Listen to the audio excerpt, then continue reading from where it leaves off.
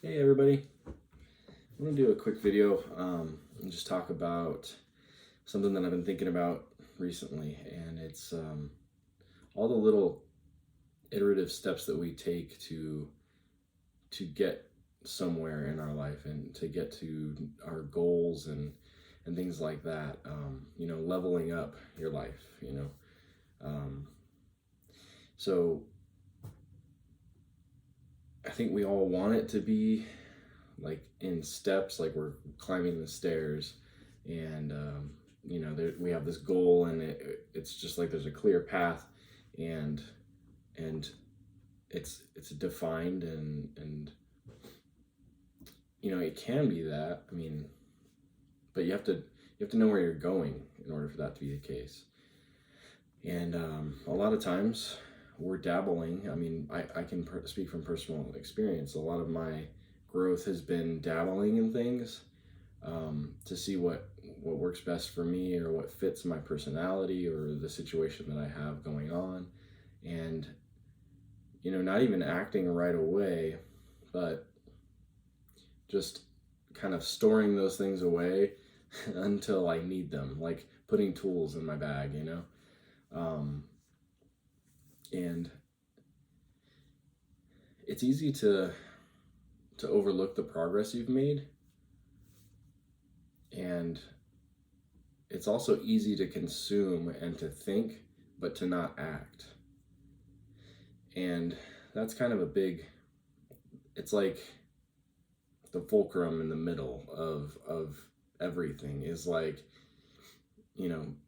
consuming, filling your bag full of tools, and planning things out, and you're on this fulcrum, and then the action is what keeps it level. And then as you start to act and move in the direction that you want to go, you start to lean forward with momentum to where you want to go and where you're headed. And so I mean, don't be too hard on yourself early in the process. There's a lot going on. I mean, there's going to be things that trigger you and take you backwards. There's going to be life events that happen that cause you to revert back to old ways, old habits.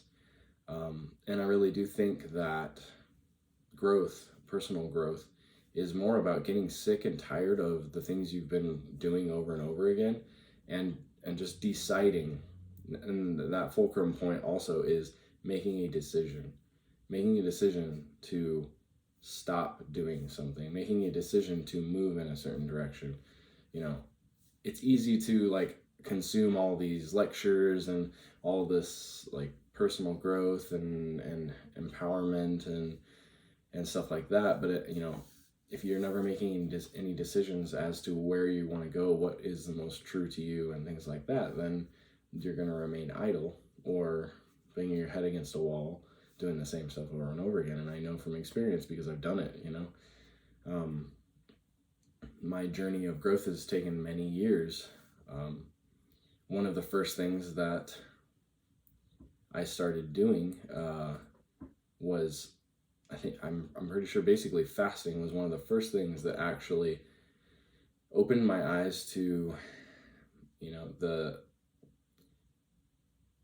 the idea that not everything is exactly how it's said to be, right? So reading stories about people who have fasted for very long amounts of time, and becoming aware that you're told that like you'll die or if you don't have food or water for a few days, and that's absolutely not a fact. But it doesn't mean that. It depends on your person and your health and your biome and your environment that you're in and things like that, obviously, but it's just starting to challenge all these preconceptions, challenge all these things that you think. And at a point, it was actually easier for me to fast than it was for me to eat right, and that seems so counter to what, like intelligence, like it's not, that's not intelligent, right? Yeah, you're going to starve yourself, but, or you could just make the right choices. Well, there's a lot of mental strain that goes into that, right? And making the right decisions is not always the easiest thing to do. Your brain will trick you, and that's what like fasting taught me, what I could get through, and it also taught me how my brain would work against me. And it's really interesting. After 2 or 3 days, your cravings start to subside, and you get to a certain point where you kind of start to laugh, and you're like, I don't eat food anymore. This is kind of a trip. Obviously, like a lot of us have extra weight to subsist our body. I definitely did. I was very, not very overweight, but I was quite overweight. I've been quite overweight at several points. And it's just, these are all little steps that you take. You put these tools in your bag and looking for truth and what jives with your journey that you're on, and moving forward. So it's a process, and it's not a pretty process, but it's your process. So it's for you to decide and to figure out how you want to move forward. So say in the instance of fasting, you start telling your family that you're fasting, everybody's going to start worrying about you, right? Everybody's going to tell you that you're starving yourself. Your mom's going to give you a hug, and she's going to be like, oh, you're too skinny. This happens. And that's also when you start to learn that, like, people's opinions only matter so much. It's your journey, not theirs, right? So, nothing against your family, but everybody's operating in their own little universe. And their perception and the things that have happened to them and the things that they find important and the things that they have going on, all, make up that universe. And when you jump in here from the side with something like fasting or breath work or, psychedelics or anything, there's these connotations, and I'll go into this later. I want to do a video about this, but these words carry weight. They carry meaning. You say a word and it hits someone's personal dictionary, and a lot of times it's skewed negatively, instantly skewed negatively, right? So fasting is one of those things where people say, oh, you're starving yourself. Maybe so, but fasting, in my opinion, when you're doing it with intention, just like about anything in your life, if you're doing it with intention and not from a place of like suffering, that's what changes the game. So you're okay, what your intentions are, what to look for, you've done some research, you've probably talked to other people who have tried it, you have an idea of how long you're going to do it for, and it doesn't really matter how dramatic everybody around you is going to be about it. You can do it quietly, but I would say do your research. I would say make sure that you kind of have an idea of what you're getting into.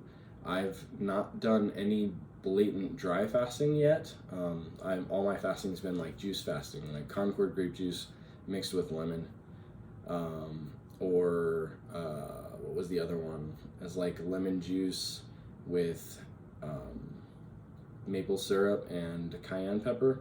It's like a tea fast, and I think that one was like 10 to 12 days. And I've always felt amazing during that time. Not to say that you don't struggle. Mentally, you'll struggle. Mostly, it's going to be mental. But after a few days, it's like a weight off your shoulders. It's like meditation for your digestive system and the system that your body is regulating, that helps you function, and it helps heal you and things like that. I mean, it really is digestion. If you're feeding yourself 5 to however many times a day, you're basically just bombarding your system constantly with work. If you pull back and you think about how a hunter-gatherer would have eaten, how often would they have eaten, what would they have eaten? This oftentimes is what I refer back to in thought, to just think about, okay, what makes sense for my diet, for how we should be eating, for the amount we should be eating, the amount of meat, the amount of different things. Like what would a hunter-gatherer have been eating? Yeah, I know I'm not a hunter-gatherer, but our species has subsisted this long in a way that they had to live like that. So, that's one of the challenges I give to myself, to think about how that would have been. And yeah, fasting was kind of what kicked it off for me. And oddly enough, my wife mentioned fasting at one point back when we were hanging around certain friends, and I think it was through their influence, I'm not exactly sure. We were all a little worried about her because she's 100 pounds. So I've done it. I've jumped on the bandwagon of like, no, fasting, when I didn't know. And that's okay. That's why we all need to have grace for one another. We've all been in certain positions where we've jumped on a bandwagon with other people, and we've, been against certain things, and then like come to find out a little bit later, like you're like, oh God, I was over there, and wow, like you feel like a jackass. But it's okay. It's all in learning, and that's why we have to have grace for one another. We're all in different scenarios. We're all going through different things with different life experiences, and that's how we gather knowledge. So yeah, more or less, I just want to jump on and talk about how it goes. So you're gathering these tools over time, and maybe I would advise against setting a jump off point in the future. But when you're thinking about doing these things, there's always some, like I was literally just thinking about it, there's always something in the near future that's going to prevent you from doing the thing you want to do right now, right? So like, oh, I'm going to be going on travel for work or something, and oh, I don't want to be in the middle of a fast for that, right? And then okay, there's birthdays coming up, there's all the celebrations coming up. Well, I probably need to wait, and it's been my experience that you can't. It's about making a decision. You can't let those things affect the decision you want to make, or else you're going to have regret. And it's just that feedback loop of not choosing yourself, not putting yourself first. Especially these things that you're trying to do for personal growth. Those have to be prioritized. And so, you get to a point, these are all muscles that require flexing, right? And that's kind of how it goes. You dabble, see how it goes, learn, mess around and find out, and you flex that muscle. You learn that you're stronger than you think you are. That's something that I've come to for myself, is I'm much stronger, like willed. And it's interesting because when I make a decision, there's pretty much nothing that's going to stand between me and that decision. Like if it comes down to it, like I can be completely and entirely resolute, right? Like I don't need anybody else's opinion about it. I will make that decision. Sometimes it takes a long time to get to that decision. A lot of thinking, overthinking. I overthink, therefore I overam. But yeah, I overthink. You can tell. If you've watched any of my videos, you can tell that I think about everything. I double think, which is basically like thinking about it from this perspective, and then like, but thinking about it from the exact opposite perspective as well. So, but that's my process. I don't think it's a bad thing, but it is just how I work. I research the hell out of things, and I try to take in as much facts as I can about them, and then I make decisions from there. So I am working to flex the muscle of, I don't want to say spontaneity, but like assuring myself that I'm on the right path and that I know what I'm doing, and just going. So that's something that I have to work on. But yeah, I wanted to relay that, you know, leveling up, it's not the grand staircase of like, it's not like, you know, it's kind of like, you know, like a video game where like, yeah, you gather tools and you're moving forward, but you don't always, like, there's pitfalls that'll send you right back to the beginning, you know. And you kind of have to, like, at a certain point, I don't know if you have to, but in my experience, you elevate your rock bottom. What are you willing, where are you willing to go back down to, right? And you slowly over time, you set that bar a little bit higher for yourself. You get tired of repeating these patterns, sick and tired of abusing substances and, you know, pointing blame and projecting, and, you know, and then, I mean, also, it's all around us are really good bad examples, and in my experience, it's really good to learn from those bad examples too. If you have people around you that are doing things that maybe you're sharing in, and then you kind of see them trip up and, you know, do some things that you don't exactly agree with, learn from that, right? Like, that's definitely been part of my journey as well, looking at other people who drink and how they act, and, you know, realizing that I'm acting that way, or I could be acting that way, and I don't want to be that person anymore, right? And it's all a journey. It's all, you know, there's no right answer, there's no wrong answer, but just don't get caught up in consuming all of this information and doing nothing with it. So save it up on the side for yourself, and, you know, build that library for yourself, but also challenge yourself. Get outside. You know, I sat out in the snow for 5 minutes yesterday to earn my coffee yesterday morning, and I'm one of, you know, a minority of people who probably did that yesterday. How many people probably went and sat in shorts in the snow? And you know, I mean, I'm not saying this isn't about ego. I'm not trying to make it like, I feel so tough. You know, not about that. But it's just, I did that. I had the idea, and I was like, you know what? It's about time. You know, it's about time to go do that. And so I made a decision, and I'm probably actually going to start maybe just a short fast, like a few days. But I did pick up some grape juice, and I have lemon juice, and I really do want to get back into it. So the master fast that I've been wanting to do for a really long time, it's pretty extreme, and there's some people that go on it for over 40 days. I've never been in a place where I felt comfortable fully doing that, but I might actually try to get that in next year.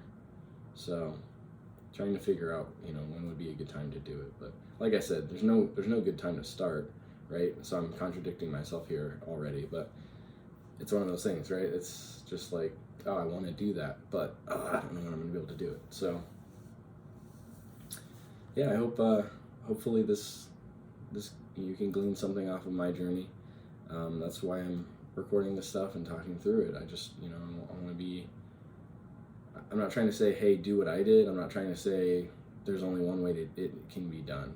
But I just want to reassure you that it can be done. That, you know, if you feel trapped in a certain scenario, you're not trapped. You just have to figure out and plan and, you know, work toward getting out of that trap, you know, whatever it is. And most of these things are mental, and they're very personal. So that's where it starts with self. It starts with forgiving yourself. It starts with getting over traumas that maybe you held on to, that you should have just been lessons that you needed to learn, and just learning that, you know, learning those lessons finally, forgiving yourself for holding yourself back, accepting what has happened, forgiving others. That's like the next step. Just, you know, forgiveness all the way. And I know that idea, it's hard to accept at first. Terrible things happen, right? Terrible things have happened, and we're in a society where there is a lot of things that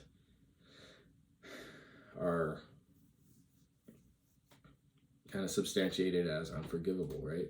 But we're all human. So in any case, you're just holding yourself back, right? So maybe don't forgive the person.